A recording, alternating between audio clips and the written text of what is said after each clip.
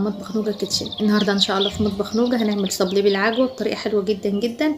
يلا بينا نسمي الله ونصلي على الرسول وندخل على الوصفه بتاعتنا على طول. اول حاجه معايا نص كيلو من الدقيق، ومعايا ذره ملح صغيره، ومعايا ميه مورد دي بجيبها من عند العطار ازازه كامله على بعضها، ومعايا فانيليا سايله، ومعايا 65 جرام زبده عباره عن معلقه كبيره. اول حاجه ناخد الزبده بتاعتنا واسيحها على النار، بعد كده اضيف الملح للدقيق واقلبه كويس. ودي الزبده بتاعتي سيحتها على النار، هنزل بيها على الدقيق وهقلبها تقليبه بسيطه كده.